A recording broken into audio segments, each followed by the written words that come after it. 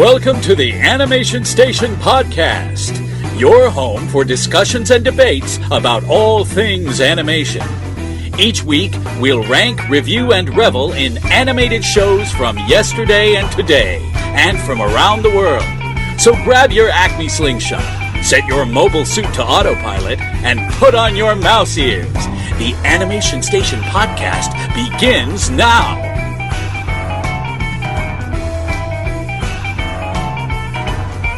I watched a kind of cool movie last night. It was part 2. The NHK did a special screening of The Dragon Dentist, which is an anime. The Dragon Dentist. Yeah. So I didn't get to watch part 1 because that was on Friday into Saturday, and I missed it. So I watched... Is this a dentist that works on the dental hygiene of dragons, or is it a dragon practicing dentistry? It's people that work on dragons. Okay, got it. It was pretty cool. I only got to watch part 2, but it was fully dubbed, and it was dubbed very well. Yeah. And I was like, So you've never seen part 1? Didn't get to see part 1. I missed it. Okay. And, right now, I don't think you can watch it anywhere. I tried getting it off of Amazon. It may be on Crunchyroll, maybe. But, I mean, it was on the NHK, and I was like, oh, cool. Nice.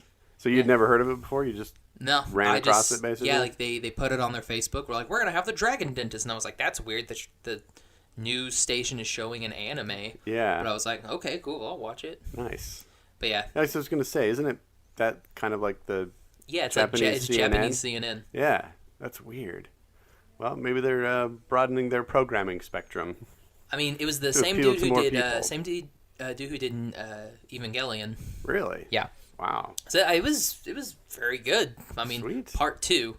Yeah. I mean, part 2 at least I would give it, a strong 4 out of 5. Wow. Mainly because I didn't know what the heck was going on. Yeah. And, a character. Was it a full-length movie? So it was like the sequel to part 1? Yeah, or was it was originally a 8-minute short film. Oh, okay. That they were like, wow, this was really good. It won some prize, some short film prize in Japan, and they were like, oh, this is really good. We should make it into something more. So they did a feature-length movie of 2 parts. Okay. That were like 45 minutes That's each. kind of like the movie 9. Did you ever see that? With Elijah Wood? Yes. I think he was. Isn't Elijah Wood? I don't... You know me. I don't care about voice actors, so I don't know. The puppet people. Yeah. Well, that is the same thing. It was first a short film, which was phenomenal. And then they decided, on the success of this, let's make a feature-length film, which was okay. Well, same thing with Rick and Morty. Rick and Morty was like a quick, 7-minute Back to the Future parody. Okay. And then they were like, people really like this. It was really good. Series! Let's make it a thing. Awesome. Well, cool. I'm glad you got to watch something, because you were lamenting the fact that you didn't have any cartoons to watch. Yeah.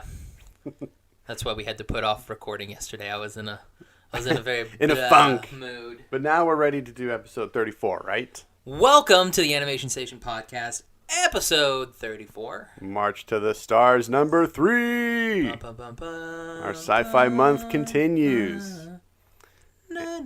Nice, John Williams. Nice. Oh, I wasn't ready. Sorry. It's too early. My voice can't go that high. It is almost 1 o'clock. It's too early in my day. I haven't been awake and talking enough. Some of us have been awake since 8:30. I still have morning voice. My gosh. No, I have not been awake that long, in all honesty. All right. So, any news on your end? I mean, I think we talked about last week. We talked about the Cars 3 casting news, but that wasn't really much. There's Coco, the new teaser-length trailer. Yeah, what did you think about the Coco trailer? I mean, it's cool. It didn't really give us anything more than I had already guessed about it. We know that the dog's going to be in it. It wasn't just on the poster. They were like, we're actually going to have a dog. So we see just kind of a little more about how things are going to move and how the movie's going to be lit, things like that, which is interesting to me. Like, is going to be lit or the lighting effects? The lighting effects. Okay. Yeah. I'm not cool enough to use be like, yo, this movie's going to be lit. Yeah, that's way too street for me. So yeah, I mean it's neat. I don't need anything else. Like they've already sold me on this movie. I'm sold based on the history of Pixar.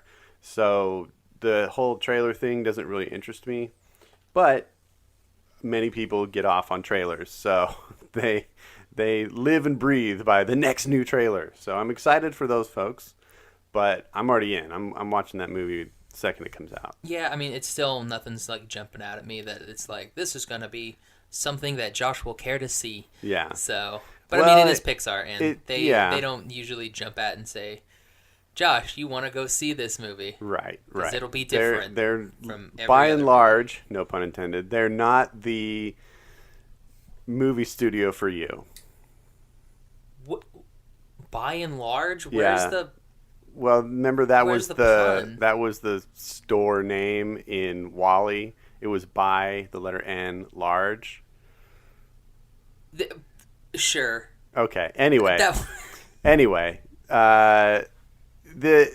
not the company for you, so it makes sense that you're not blown away by anything they do. But we did get something else from proper Disney. The Big Hero 6 thing? Yeah, Big Hero 6. Nice. Has already been renewed for Season 2. And we can catch Season 1 this fall. Yeah, we're months away from Season 1. It's pretty impressive. Got 2 bits of anime news. Okay. Sword Art Online Ordinal Scale, the new Sword Art movie. It did so well in its previous showings when they were showing the English sub that Aniplex was like, you know what? Let's go ahead and pop that dub out. So they're going to be putting the dub version of the movie in theaters on April 22nd. Nice. Go to Fathom Events to get your tickets now. Awesome. That's cool. You gonna catch it this time? Yeah, I didn't get to. Nice. Didn't get to catch it previously. That's Something awesome. came up at work. So. It's really cool to see a lot of these having that kind of success. Like the Ghibli one that we went and saw, they doubled it up for another run as well because of the success of the first one. It was Spirited Away that they did that for. I wish they would have doubled up Mononoke. Yeah, I'm surprised they didn't. They might not have had a slot to put it into. I don't know. Possible. Because the Fathom Events thing it's becoming pretty big. So it seems like there's always, like every single weekend, there's a Fathom event if you have a theater locally that does Fathom events. AMC really good with the Fathom events. Yeah. And so it's really cool to see stuff like that take off. And hopefully that means we'll get more anime on the big screen. And I'd even love it if they brought more classic anime to the big screen. You know, if we got the chance to see Bebop or Akira or, some of these old classics. They recently did the Ghost in the Shell movie. Oh, that would have been cool. One. That would have been cool. But unfortunately, I think you may have been out of town when it was on, so we didn't go. Right. You could have gone without me, man. Yeah, I could have. But I have it. I own it. So it's like, there was really no point. Yeah, because I don't know. I can watch it anytime. For my favorite movies, though, I would always love the chance to see it on Akira the would be screen. awesome. Yeah, that'd be pretty sweet. I'd like to see the movie we watched today on the big screen because I never got to see it. I don't know if it was actually released here in theaters. No, it was. It was because we saw how much it made in North America. Oh yeah, which was like $4 million. Yeah, which wasn't huge. It was not a lot. Last bit of anime news. Okay. Your Name is now available for pre-order purchases. Yes. So far, I've only seen one weekend, which is better than the regular Fathom stuff. Instead of just like a one Thursday night showing, right? We actually have a Friday, Saturday, weekend. Sunday in theaters. I don't know why they're not just releasing it like a regular release. I don't. It's like the biggest thing. This would be a regular release because we haven't seen previous week, but that's usually how most movie theaters are. Oh, where you can't see the next week's showings until Thursday of that next month. Yeah, okay, that makes sense. Or the next week. Right, that makes sense. So I'm so pumped far, for that, man. I'm really pumped. We've been waiting for that one for a long time at this point. Yeah, we have the opportunity to watch it, but I don't want to. I want to watch it in English. Yeah.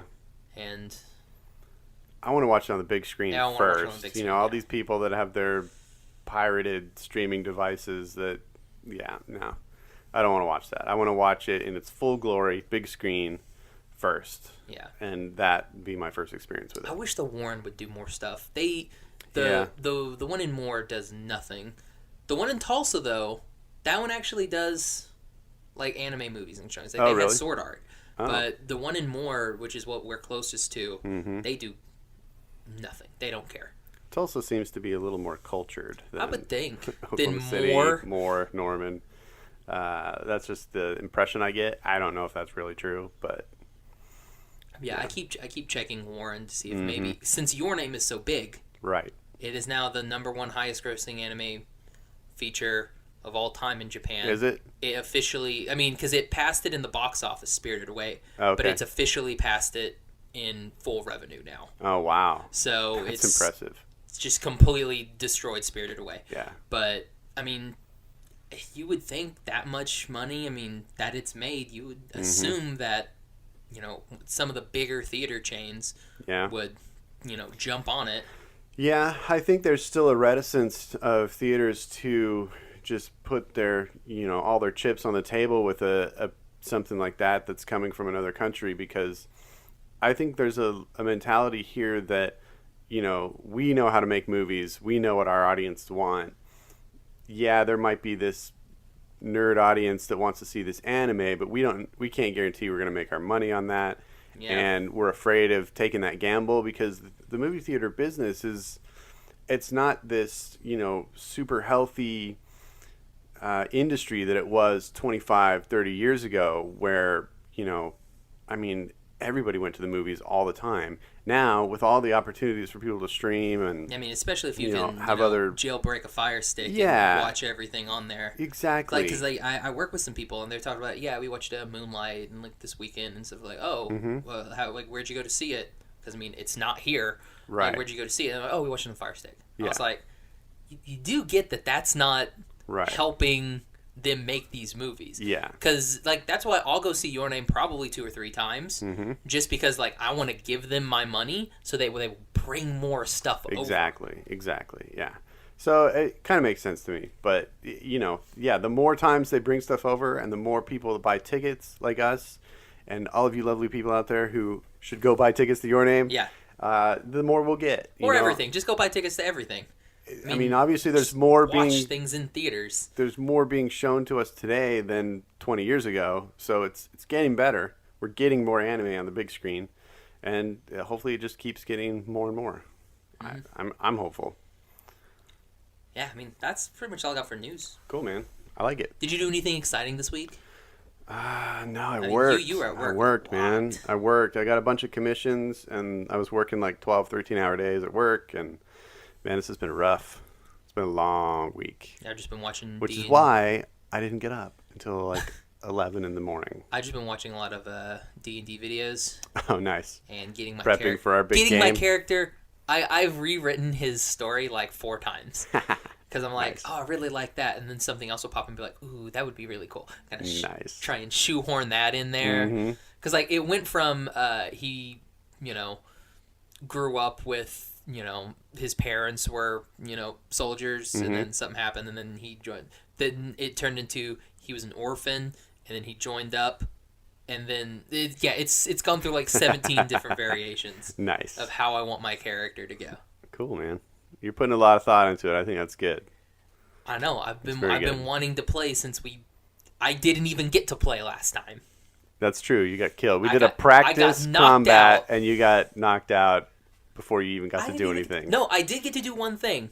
When the dog thing, the hell beast or whatever, attacked Ryan, I used my shield to block it. Right. And so he avoided X amount of damage, but he still took damage because he was a cat and ran up a tree. But so I was able to block him a little bit to save him. Right. But then my roommate killed me. Yep, he killed you good, man. It's not cool. That's not amazing. Cool. Didn't even get to swing. My sword was still in its sheath. It was still there. Didn't even get to use it. It's still sharp. Good. It'll be ready for our actual battles. Are you gonna get one of the little Lego pieces? No, I think I'm just gonna draw something. Oh, come on, dude. We're all gonna have little things on the board. Just get a Lego piece. Peer pressure, man. Just do it, man. I've got mine coming. I thought you bought the cool little... You're going to buy one of those cool little actual figures. No, I haven't been. But since everybody else is doing... We've got 3 of the 4 players, or 6 players, that have got Lego pieces. So I was like, I was just Just do a Lego piece, I guess. Well, if you don't want a Lego piece, don't do a Lego piece, dude. No, I'm fine with a Lego piece. All right. Cool. How about we talk about some animation? Okay. So, hey, everybody, send me your Legos. Metropolis. That's our topic of the day. The 2001 sci-fi anime film. Yes. And this is one that I'm pretty sure I mentioned in our very first episode. Based on the 1924? 26 German film? Silent film, yes. That is correct. That you can watch on Netflix. Each loosely based on the previous. So it's kind of far from that original concept. But yes, it's all kind of based on those things. Has a kind of a flapper 20s era feel to it. It's very Great Gatsby music. It's weird because it's very New York City-ish, but all the jazz is like Dixieland, New Orleans style jazz, but it's all of that 20s era sounding. And what city are we in? Are we in New York City, or is this like Germany? I don't think because Japan is still a place, right? But it's like, where's this? I kind of feel like it was New York. I could see New York, but then I mean, they're all like wearing Nazi attire and everything. Well, so it was just the one. Yeah, but I mean, we also have armbands. the flags all over the place that are the exact same colors. Well, I think it was... The imagery was very there. Yeah, so much of this film is doing, broad strokes of political environments that existed in the early half of the 20th century in the Western Hemisphere. So, yeah, all the way from Germany to America, there were all kinds of different factions of socialism, communism, and all these things were competing against each other as ideals and... trying to win out the popularity, and they're just kind of going after these things in this movie. And I think once we start getting into the nitty gritty of this movie, to me, I think they're just painting broad strokes so they can create an environment and a feel.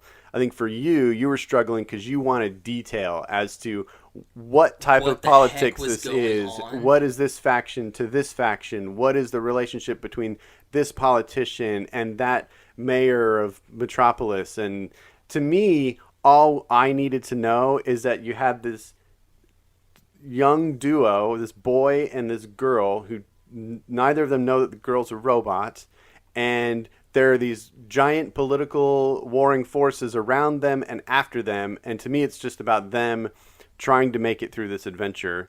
And I don't really care about the overarching politics, so to speak. Some of the connections are loose. I just wanted to know what was going on. Right. And some of those are loose. So, like, those are some of the things that I'm critical of it as well. So, the things that I kind of don't like about this movie are,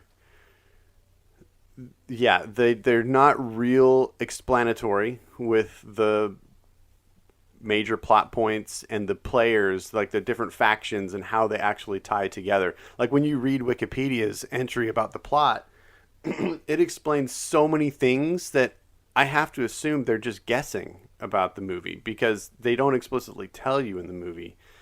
And, maybe they're getting that from the manga from 1949. I don't know. It's got to be from the manga because... especially at the end, what you were telling me yesterday about the end, I was like... Yeah, it has this whole... which would have been cool if they would have included that, maybe. Maybe it would have given you a little bit of, closure, but they don't even do that. Yeah, he just kind of walks off with his robot friends, and you're like, okay, you're just going to chill with your robot buddies? All right, see you, dude. And his uncle's just like, adios. He's like, bye. You don't need a caretaker. You look 9 years old. Yeah, because what? He's like 12? They're young, yeah. And first off, okay, that's another thing. Like, moment one, where he's like, you go around, like when they go to the fire, and he's like, you go around the back. And I'm like, don't send this, 12-year-old kid into the burning building. Know, this inferno. What are you doing? That's underground, it's no a less. factory fire, so there's... And plus, you're 90% sure the guy is he's a wanted criminal, an international criminal. Yeah. So it's like, let's send the kid. He'll be fine. Yeah, exactly. And then he disappears. the whole movie. Yeah, and the uncle just doesn't care. Kind of looks for him, but he is really just continuing the investigation. Yeah, he's like, the kid's gone. Drat. Yeah. Is that a hot dog? So he eats a hot dog. Right. So he tries to steal the hot dog. That relationship is weird, but again, like, I don't know. I'm able to just say, okay, well, we're not meant to really care that they're separated and one's looking for the other. We're really meant to care about, the investigation is kind of its own storyline, and then the boy and the girl trying to just make it back to the surface is the other storyline and not get killed by rock. There's also so many storylines and none of them are fleshed out or explained in depth at all. Mm-hmm. That's another problem I have with this movie. Yeah, see, to me, this is not a plot-driven movie at all. It's just, let's have this environment with this kind of overarching but then feeling. It just makes it long and boring. Yeah, well, that's the other thing. It's a 2-hour movie. That was the thing. It's long. Because without any sort of, plot or driving device for the film, mm-hmm. It was just like, come on, let's hurry something up. Find somebody, get out with it's like, just hurry it up. Yeah. And I understand that. For me, the movie is so much driven by the visuals, the environments, and this weird city with these underground levels to it, and just them navigating those alleys and those underground yeah, but you can only sewage, do so aqueducts, much with visuals, though. I mean, if you don't have anything else, it was just the voice acting though. The voice acting was very, very good for 2001. For a 2001 anime movie, nonetheless, very good. Better, I would say, than most of the Ghibli stuff that I've seen. Okay. The only problem was the lip flaps weren't there, but I mean that's a nitpick. Yeah. Because I mean lip flaps you can kind of unless you're just focusing on the lips and not looking at the whole character. Right. Then it's you won't get it. But other than that, I mean I thought it was very well done. Yeah, I liked it. And it had a lot of really good characters. I mean, really good voice actors in it. Yeah, it had Spike Spiegel in it. Yeah, right? Stephen Bloom was in it. I heard his voice automatically. I'm like, oh, Spike. I heard it and I was like, he sounds familiar. I should know who this is. Aladdin was in it. Aladdin? The speaking voice of Aladdin? I don't remember. It's different than the singing voice, and that's the one I know. Weiner. Yeah. Werner? I think the Weiner. Whatever. Yeah. Aladdin. Michael Rice. He's got such a distinct voice. Michael Rice, who plays Matt in Digimon. Okay. Yeah, you told me that. Was Rock. And I hated his character in Digimon. I hated his character in the movie. Oh, he's a jerk in this. Oh, man. I was hoping he would get some sort of redemption. He's a psychopath in this movie. I was hoping at the, when he got shot, mm-hmm. I was hoping there would be, or not shot, like when he gets knocked out by his dad the first time, mm-hmm. and he's like, get away, and he got, they do the whole branded thing, and they strip him of his rank and tile and stuff. Right. I was like, maybe he'll change. This will be his turning point, and he'll help our two characters, mm-hmm. whose names are, what are their names? Tima is the Tima and robot. Kenichi. Yeah. I don't know why I didn't remember Kenichi. She says it a million times. And writes it all over the walls, yeah. I thought, okay, maybe this is what's going to happen. He's going to join them because Atlas is gone, mm-hmm. which was Aladdin, so he's dead. So I'm like, maybe this is what's going to happen. No, didn't happen. I was like, oh, well, so many missed opportunities in this. I don't know. I liked that he stayed evil. I mean, I like all of the characters in this movie. I think that, again, for me, they're just painting feelings and kind of an atmosphere. They're creating this political tension, this power struggle, and it's about these two kids just trying to make it back to where they're going, which is the surface, and reunite with the uncle and, survive. And they don't know why Rock is chasing them and shooting at them. They don't know why there's this tumult in the world that, they can't sort of escape. But basically, it's kind of a socialistic environment where the robots, have been designed to do all the jobs, and they have to stay on certain levels below ground and do those jobs. But there's this whole segment of the population whose jobs have been taken by robots, and they're also forced underground, and they're forced into destitution and poverty, and their struggle is that they don't have anything, not even food, and so they're trying to start a revolution to take back their jobs and get rid of robots. And so these kids just kind of get caught in the middle, and they befriend some robots, and the detective befriends a detective robot, and basically all the robots die, man. All the robots that we get attached to in this movie die, except for Fifi, who comes back with like a plate, which, by the way, head replacement. It's an Albert 2, and you decide to call it Fifi. I think because it made a noise that sounded like Fifi is why he does it. That, and they decided to name all the robots after dogs. And because his of uncle those gives units were Pero, Albert 2s. Because his uncle gives Pero his name. Oh, Fifi's kind of a dog name. Fifi's a dog's name. Or a cat name or a pet name. Yeah. That's true. I didn't think of that. So, which is also kind of like... Isn't Pero the word for dog in Spanish? Yes.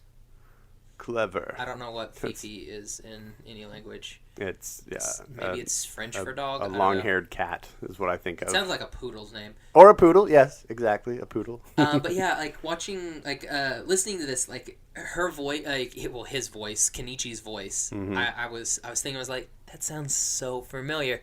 Yeah, it's Brienne Seidel. I don't know. But yeah, she does a lot of old anime. Like she was Jim Hawkins in Outlaw Star. And stuff like that. So I thought that was kind of cool. Cool. Just, because there were so many people that I was just hearing their voice and I was like, oh, cool. Now, one of the things I find very interesting is to me, this is one of the earliest examples that I personally know of what I kind of consider 21st century feature anime filmmaking, where we have these new styles of combining CG and 2D animation with a lot of the landscapes and effects and like clouds and smoke and things like that. But then it also brings in what I see as a very... You need to watch Ghost in the Shell then, because they did so many different things with that original movie. Uh-huh. When did that come out? Oh, God. In the 90s. Okay. Yeah, I mean, that's one thing that is definitely on my list to watch, because you've talked about it a lot, and I'm interested in seeing it. Maybe an anime. Maybe. But not, because we've already picked out anime. Yeah. Maybe that could be our April Fool's episode. Maybe you get a little drinkies in you. Maybe. And we watch that. Maybe I'd be a fool and talk about Ghost in the Shell? Yeah. Okay. Anyway, so, it has a lot of those contemporary markers of, maybe we go back as far as Ghost in the Shell. That's fine. But, for the last 20 years or so, this kind of style of anime, but the character design seems to be much more of a throwback to older style anime, where they have the weird it was very stylization like of the Astro Boy kind of the legs getting fatter at the bottom, like they all have cankles. Yeah, it's very like very Astro feet. Boy. I don't get that aesthetic It's at weird. all.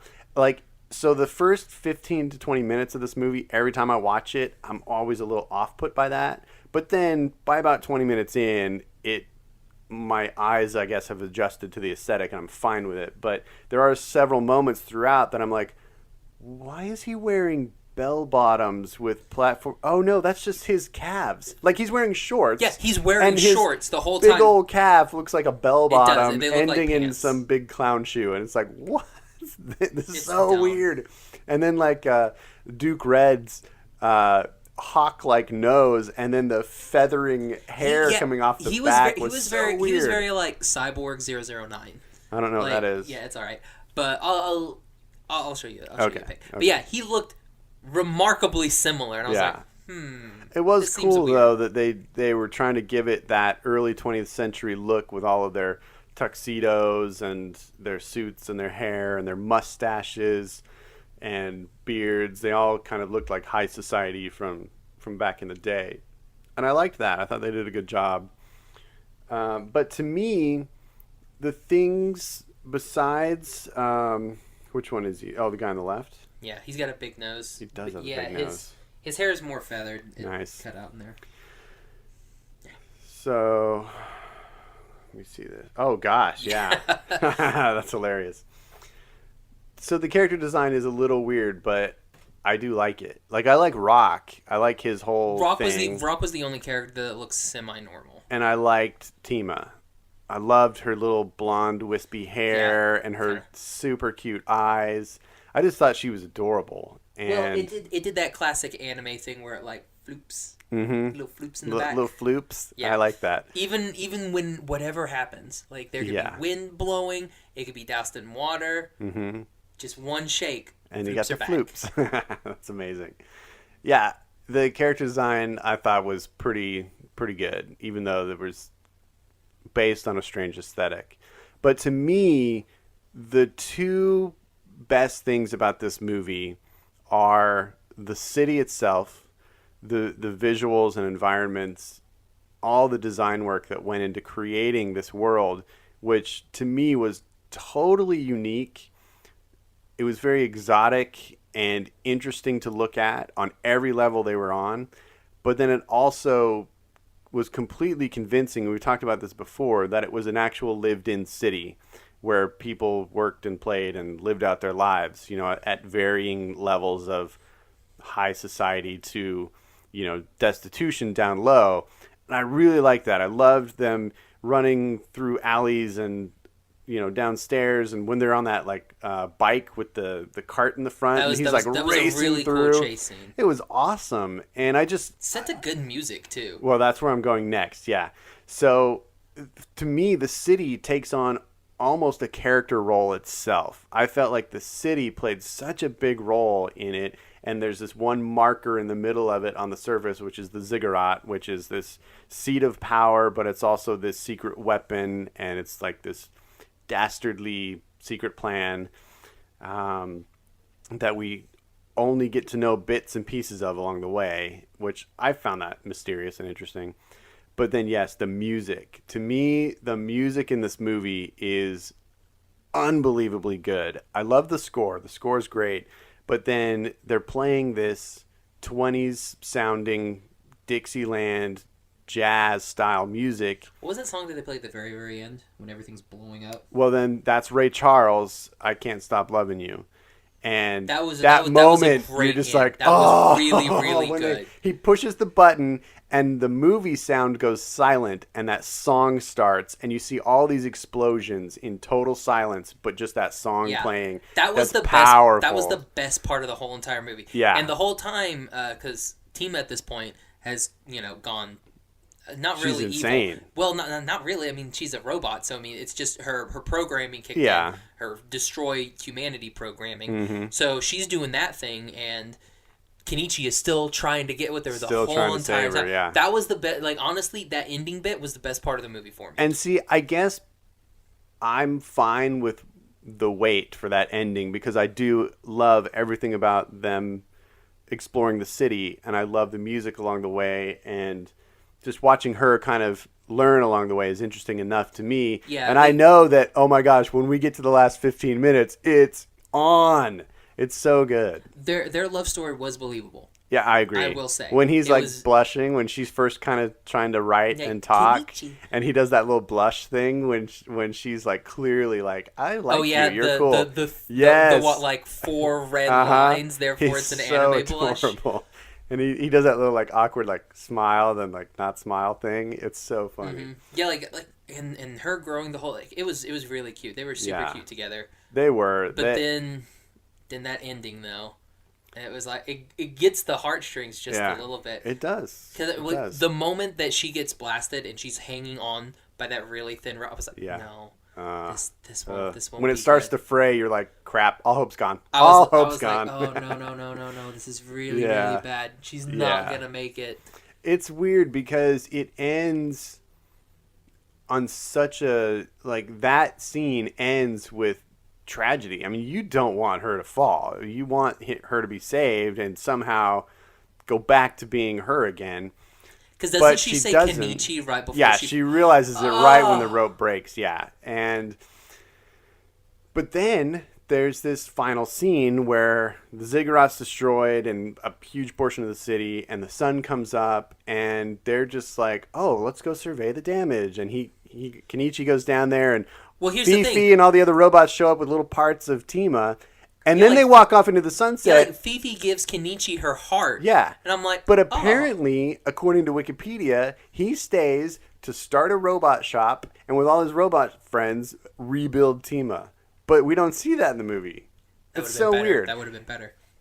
But I don't know. That ending segment, though, where they're in the ziggurat and they're in that room, the throne room, and she starts to realize, and she sits on the throne. You're just thinking, the first time you watch it, you're like, what is going to happen here? When Rock shoots her, and she gets up, and she realizes that she's a robot, it's like, ooh. Uh-huh.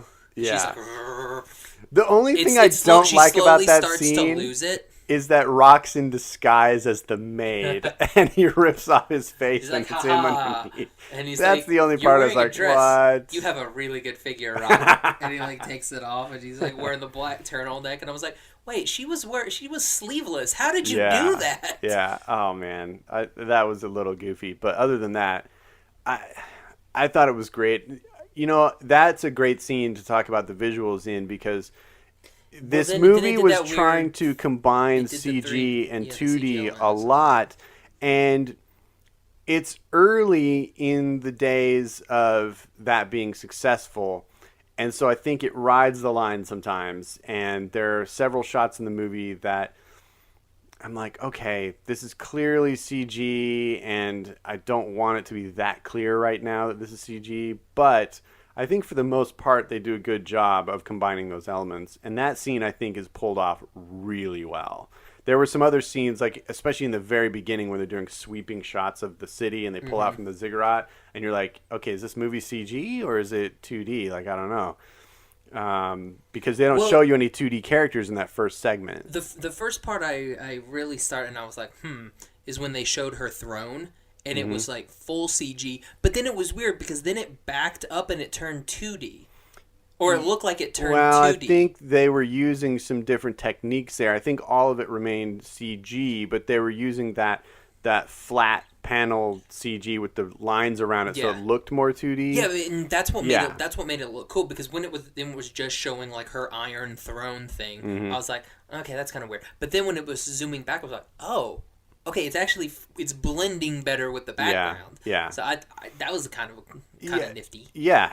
I mean, they did a good job with it. Once we get to movies like Padma Inverted and Boy and the Beast, then, I mean, the CG and 2D stuff in those movies was seamless, I thought. I mean, just spectacularly woven together. 14 years later. Right, yeah. But I love that the Japanese studios are still pushing for 2D, and they're just using CG to help enhance it and help, move the technology and that storytelling technique forward instead of just fully going 3D like Disney and Pixar and DreamWorks and all these domestic studios have done. They've all abandoned 2D, and it's really sad.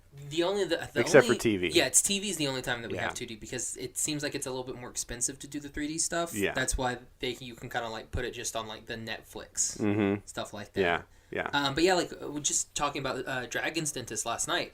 It was a regular 2D anime, but they blended some CG elements in there. Yeah. And they did it really well. Same thing with Attack on Titan. Attack on Titan is 2D, but they'll blend some CG elements.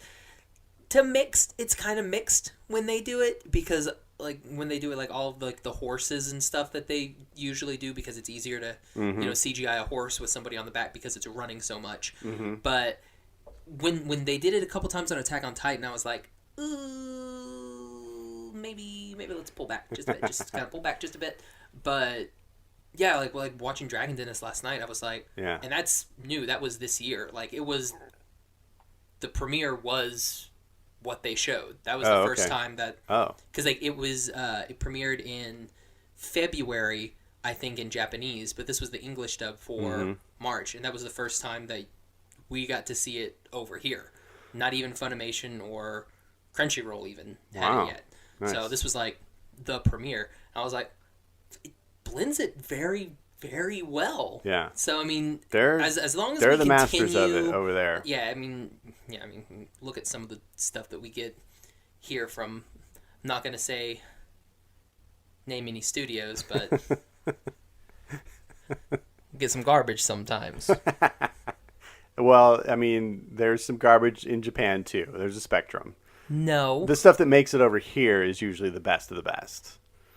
But they crank out a ton of stuff. It can't all be good, dude. Dude, it is. I mean, I don't think everything Disney and Pixar does is great either. I have problems with some of the things they do. Like, what was Over the Range or whatever? Home on the Range. Oh, man. Let's not even talk about that. That's not very good. All right, so just real quick, in general. How long do you think that war was that they fought? Well, in the movie, it's about a minute and a half. Yeah, exactly.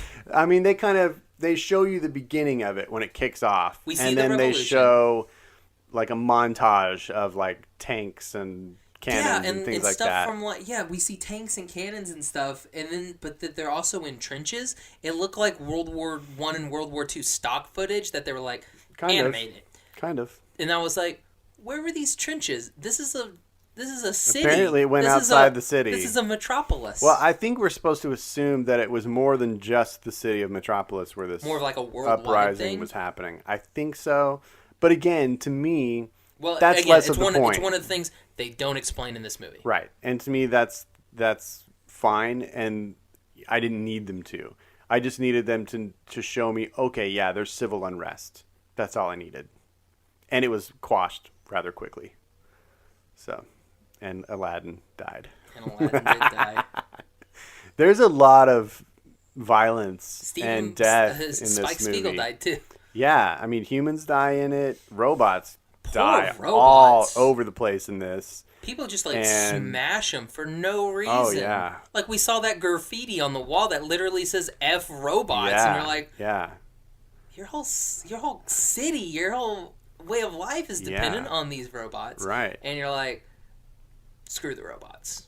And that was another thing. Because you had factions that were, we like the robots, but we want to keep them in control, so we'll destroy any robots that get out of control. Yeah, that leave their level. Have the other side where they're like, we hate all robots. Mm-hmm. And then there was the military that was just like, oh, we're here. Yeah.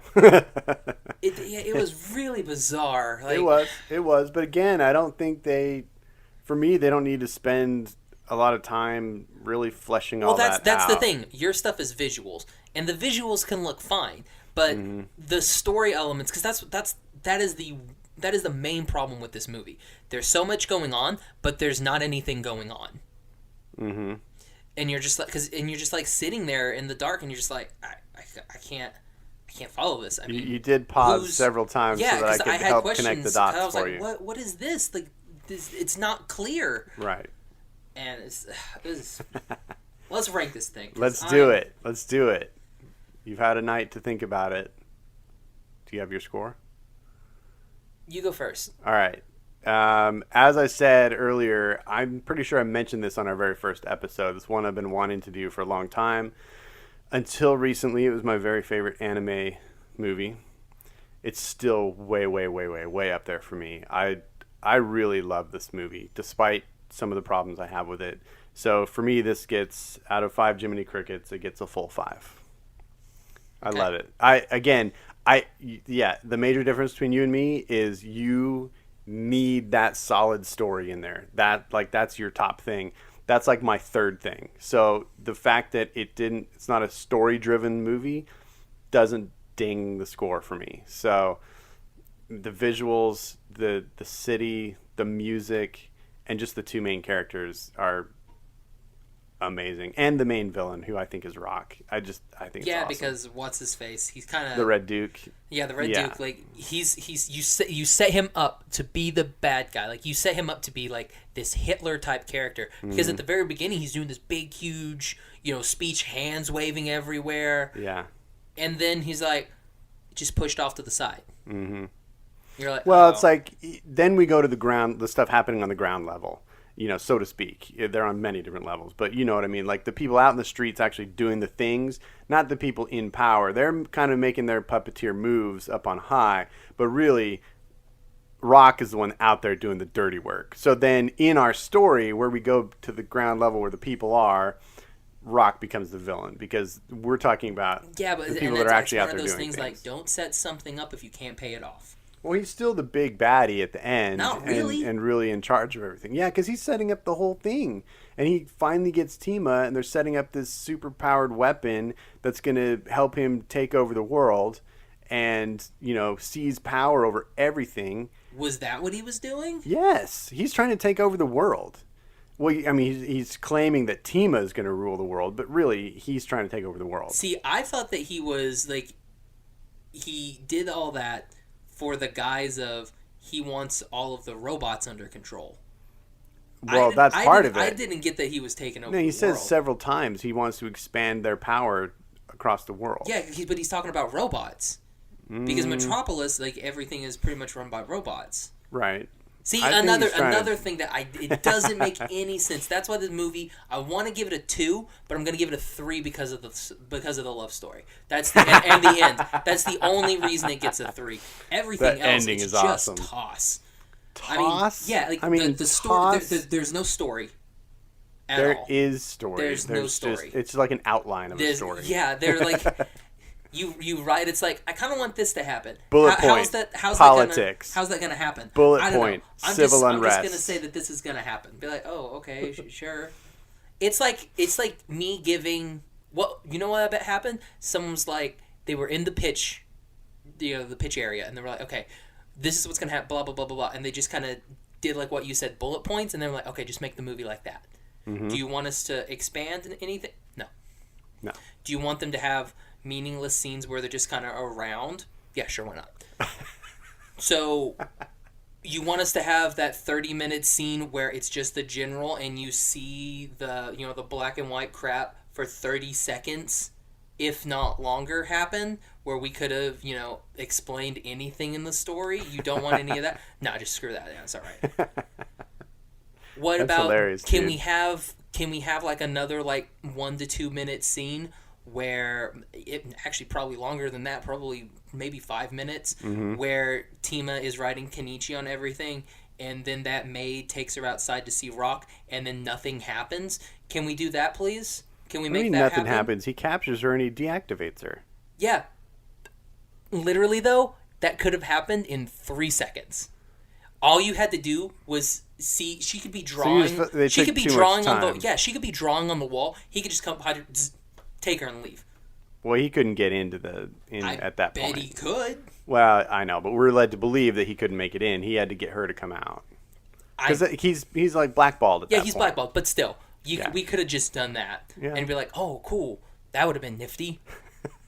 Instead of this long, drawn-out procession of, I bet you like that kid.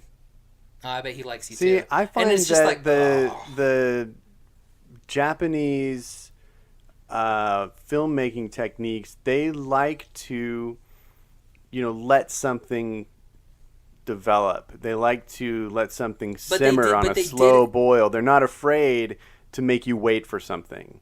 And I kind of like that. I like that kind of pacing. But going off of, just off of Padma, they tell you up front, this is what happened. This is the story. These are why these two groups, and you get it. You're like, got it. Yeah. I understand. Yeah, it's a much stronger this movie, story. They didn't do that. Right. And so that's why I kept pausing it and we're like, what's going on? Yeah. This doesn't make any sense. Again, I don't think that they intended this to be this is not a story piece. I don't think. I think story is the third most important thing. Maybe the manga's better. Maybe the manga's better. It's 68 years old. You ever read any manga that old? Earliest stuff I've read is from the 60s. Yeah. So. DC stuff? Manga. Manga? Yeah. Really? Yeah. But dude, I've read 50s. I think I've read some comics from the 80s, and that's about as far back. I have a Captain America in there where I think he's fighting Nazis. Yeah? Yeah. I think I've got one, too, where it's the first appearance of Nick Fury. Mm-hmm. So, it's old stuff, and you can tell it's old stuff. Yeah. But, yeah. Nice. Well, I'm glad we finally got to watch this. I'm glad to know your stance on Metropolis now. What was sad though, it makes is sense I was why you... really, really looking forward to it, and I think it may have hyped it up a little bit more in my head because Yeah. I've been waiting for it for so long. Mm-hmm. But it makes sense to me why your score is what it is because of the things that you look for in a movie. And yeah, when I think about it, the story is not strong, and that's one of the big reasons why I currently like The Boy and the Beast better than this movie, because it brings just as good visuals, a better blending of CG and 2D animation, and it has a super strong story. Yeah. Such a compelling story. Like, I was so invested in those two characters. Like, from 20 minutes in, I was like, I love these people. yeah, and then when you feel it when Kumatetsu dies, Yes. and you're just like, Yeah, no, that's currently my top spot in anime is The Boy and the Beast. It's really freaking good. So, but I'm glad we finally got to watch this one. so ready for a top 5? Yeah, let's do top 5. Top 5. And now for another top 5. All right, so this week on the top 5, to kind of go with the movie a little bit, this is slowly going A up lot my of hair. We decided to do our top 5 animated robots. I'm doing my top 5 animated robots. I did robots and androids. I combined them. Yeah, just because I was like, we talked about this beforehand. I don't even think it's worth getting into the debate on where you draw the line between robot and android. I'm just doing anything that was manufactured. Yeah, I don't care if it's an android or a robot. They all go on the list. So, cool. You're it's first. me first, Yeah, yeah. you're first, man. So for my number 5, I went with QT from Space Dandy. Cute. Oh, I haven't seen that one yet. That's Yeah. the same people that did Cowboy. Exactly. Right? Okay. And Shampoo. So Is it Shampoo? it's Shampoo. Okay. I'm going to do my number 5 from the movie Robots. I'm going Is it with Ewan the McGregor? main character, Rodney. I love that movie, man. I love all those robots. The design work is cool. So that's my number 5. We should do robots. That was like that. I've seen it the one on time, my and I list. remember. Oh, really? It, yeah. It's so entertaining. We should definitely do Robots at some point. I vaguely remember it. It's awesome. It's hilarious. My number 4 from Fooly Cooly, I went with Conti, the robot television. That's another anime series, Yeah. right? Okay. Robot television?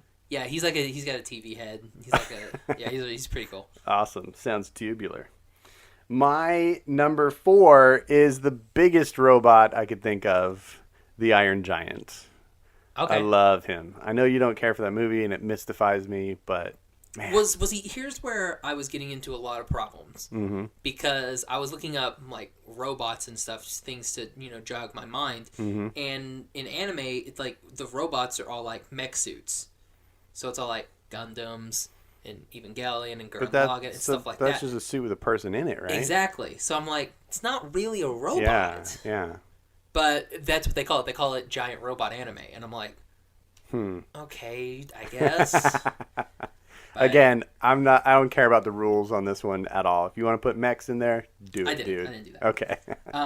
For my number 3, from Mass Effect. Ooh. The Mass Effect, really just 2 and 3. I don't think he was in 1. So I don't know it then. Legion. He's a Geth. You remember fighting the Geth? Yeah. You get one of them on your team. Really? Yeah. Wow. He's Okay. pretty dope. Cool. And then, Legion.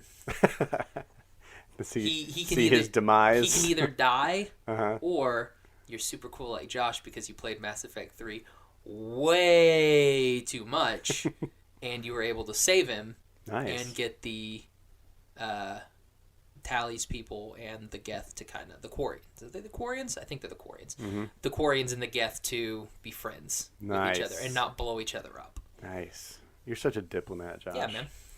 All right, my number 3 from tonight's movie, none other than the adorable Tima. Kinchi. Oh. Nah, Tima. I think she's great. I love everything about that character. So, that's my pick. My number 2 from Disney from the movie Big Hero 6. Nice. I went with Baymax. I was hoping that'd be higher on your list. It's a good pick, though. Well, my number 1, I still don't have.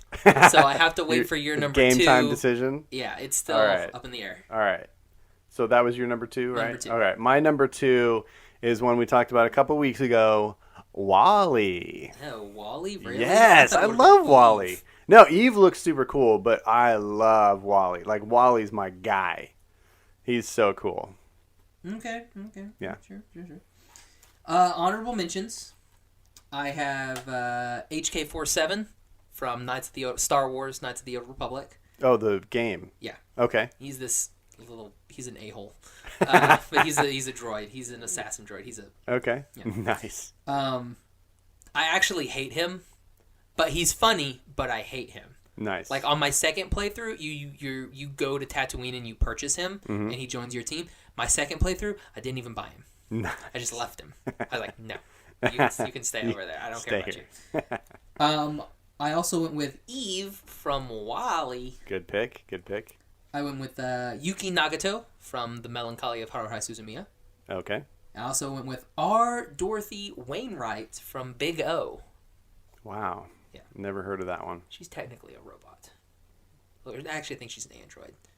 Again, no distinctions here. Do you want to do your... Yeah, I'll do my honorable mentions. This was really hard for me. I like a lot of these robots, and it was hard to cut these out. So I've got Grievous from Clone Wars. Ooh, forgot about Grievous. He's fantastic, yeah. I got Eve from WALL-E.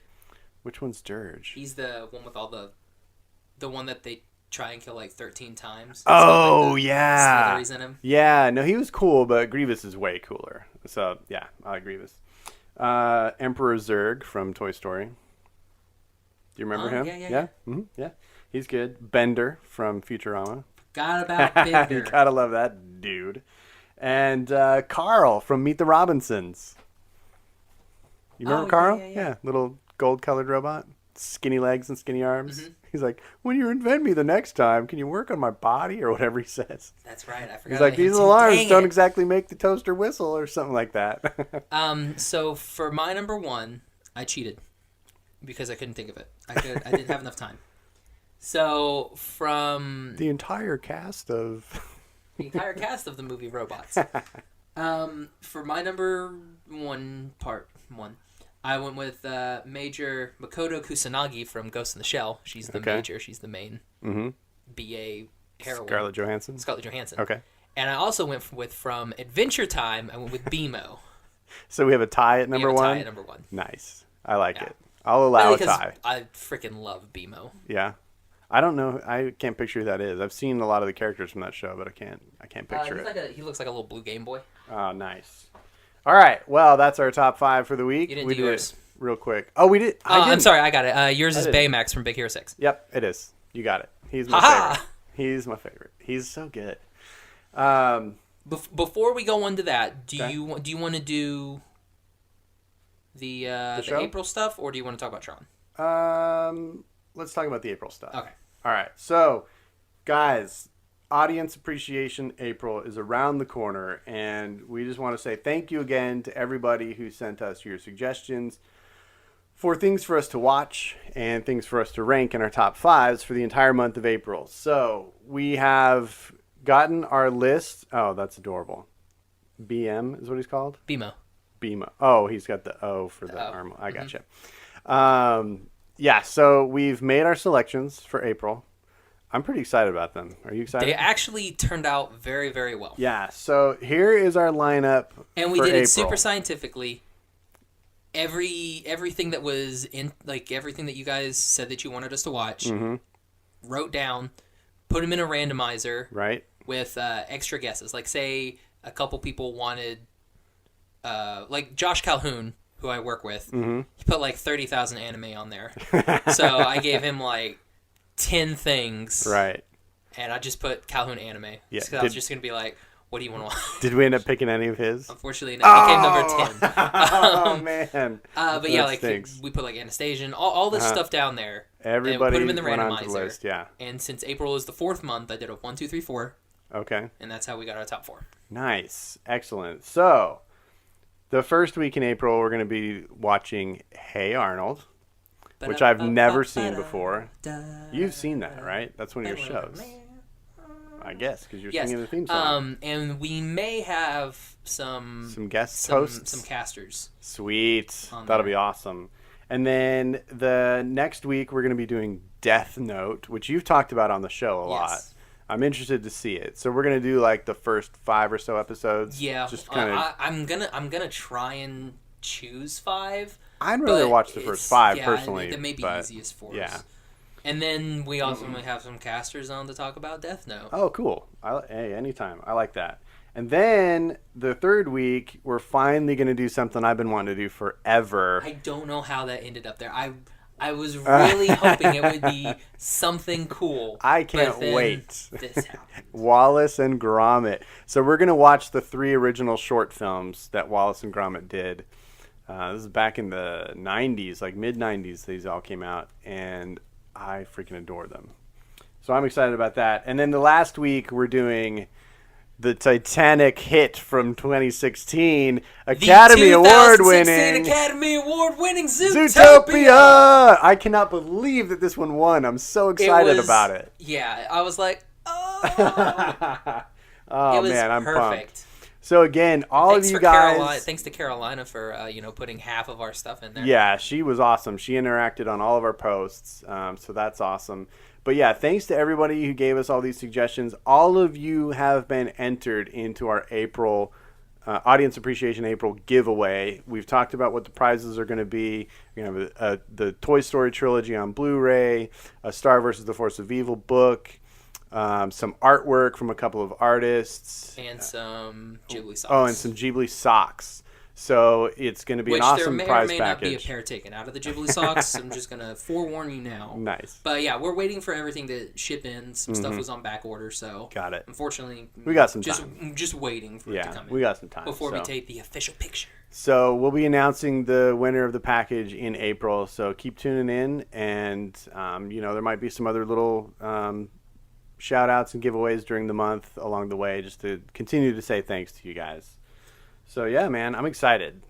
And we'll talk about our top 5s later that we're going to do. Yeah. So I just wanted to reveal the films. So you've got about 5 minutes. Okay. Talk about Tron. Yes. I'm so excited. So recently I finally went back and watched the Tron Uprising animated show that Disney XD did back in 2012. This was just, I think, the year after Tron Legacy came out. And I saw that movie on my birthday. Oh, yeah? And I fell asleep. Oh, I'm sorry. Tron's not for you either. It's not a story-driven thing. It's very much like Metropolis, where it's more about, ooh, look at this cool environment, and let's have a little adventure through it. It was only weird because they brought, what's his name? Kurt Russell? No, not Kurt Russell. I get those two guys mixed up. Jeff Bridges. They brought Jeff Bridges on, and he was basically the dude again. Kind of. Yeah, kinda. That's where it kind of lost me. And he's wearing like his white outfit, and he's very zen. He's like, "Bro, man, and he's like, you gotta go through the Tron, brother." And I was like, "Oh no." That's ridiculous. He did not have a white Russian, so he was not the dude. So, what they did in this movie? Wait, that chick wasn't Russian? It's set between. That was weak, dude. It was good. It's set before Tron Legacy, the series is, and it got canceled after season 1, so it doesn't totally connect with the movie, but it kind of does. It makes it almost to where the movie. Is it about the same kid?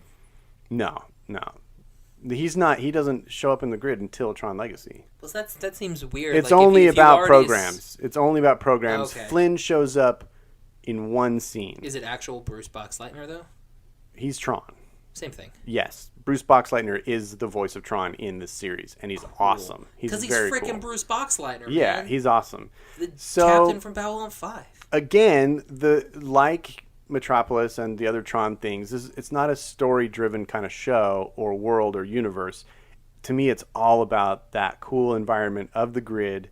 You got your light cycles, you got your programs and the disc wars, and you got these, you got Clue trying to take the grid over and make it this perfect thing. And you got Kevin Flynn on the outside, like wanting it to spring into its own thing and be unique with the ISOs. And so you just kind of have this cool environment, and it's set around these few characters who work in this garage. They're all mechanics. They work on light cycles and tanks and vehicles.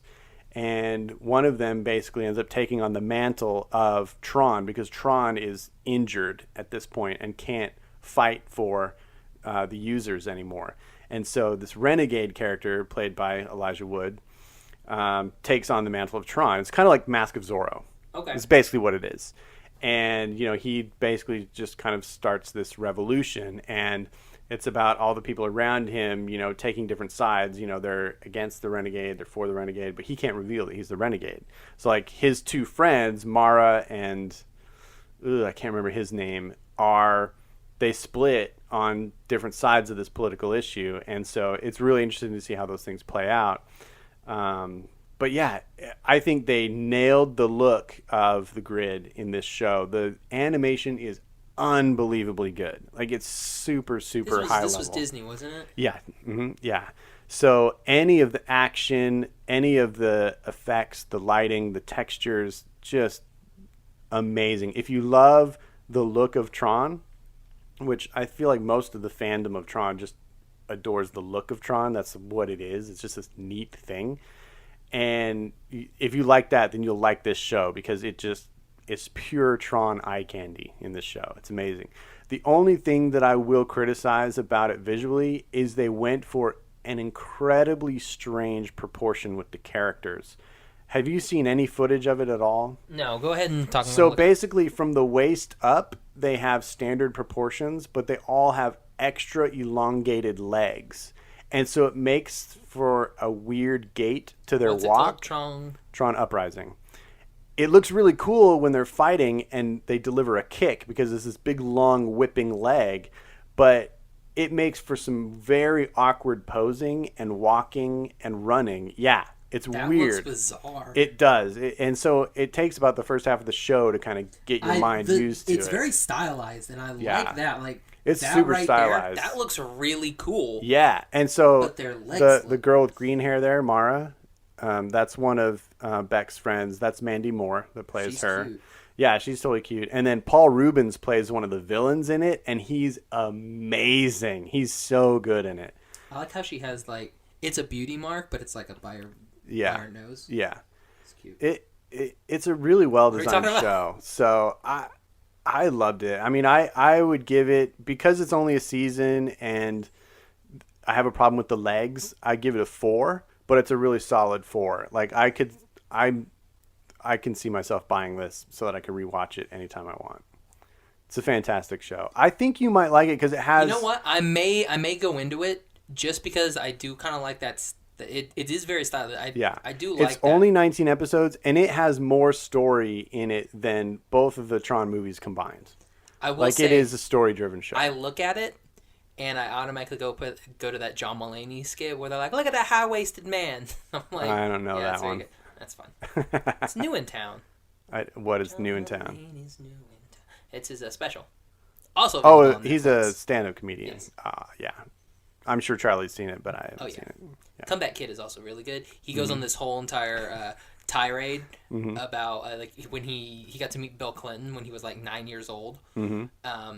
And they went to like the Jefferson Ballroom or whatever. Right. It's the same ballroom that they use in The Fugitive. So he kept cutting back to The Fugitive stuff. It's like, yeah, we went to Jefferson, like, like the one from the movie with Harrison Ford. It's like, The Fugitive, yeah. And he says something else. He'd be like, yeah, The Fugitive, yeah.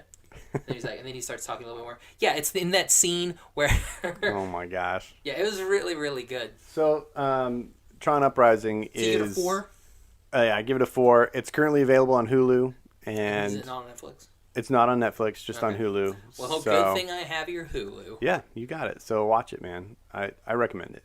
It's good. Yeah, I'll check it out because I've been kind of jazzing for stuff. Yeah. Because I don't have Star until like the summer. I don't have Ladybug until the summer. I don't really have anything right now. Yeah, man. 19 I've episodes. been watching Good Morning Call, which is it's a Japanese drama, like romantic comedy drama based on a manga, Oh my god. but it's live action. So Wow. there's a lot of overacting, like there would be in a manga. Right. But it's actually pretty good. Nice. Main character is kind of a tool, but main male character, the female character, she's adorable. Right. Cool, man.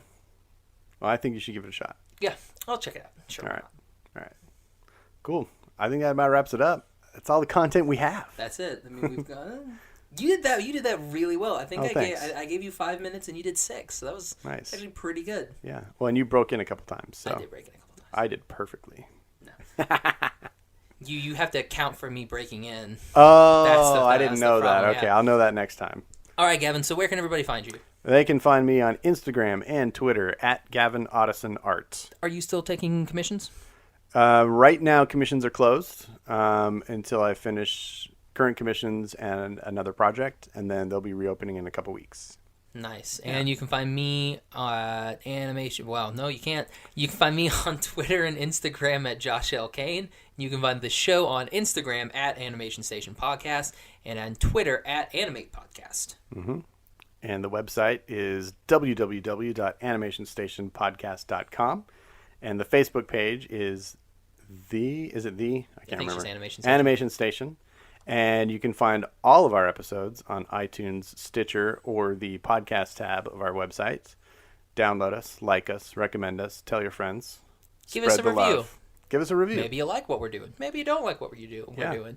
Maybe you want us to include something else. Yeah. We won't know unless you let us know. If there is an animated film from your country that you would love us to watch that we've never talked about, or maybe even we don't know about it. We have a lot of international. Let us know. We have a lot of international listeners. Yeah. I would like to know if there is something, like I know we have someone from Estonia. Yeah. I want to know if there's like an Estonian animated film or series or something. There very well may be. That would be interesting. Or what animation's coming out of Argentina right now. Let us know. We have no idea. We're also looking for... You just kind of stopped going. I did. We are also still in the process of trying to find a third member. Oh, okay. So, if you have anything or would like to, let us know, maybe we try out. You did that last time. I did do it last time. Yeah, shoot me or the podcast a little thing on Instagram, like a DM or something. Okay. Say, hey... I want to, and maybe we'll do a couple. We'll chat. Maybe do a recording test runs. See if everything sounds good. I like it. Yeah, and we'll go from there. Cool.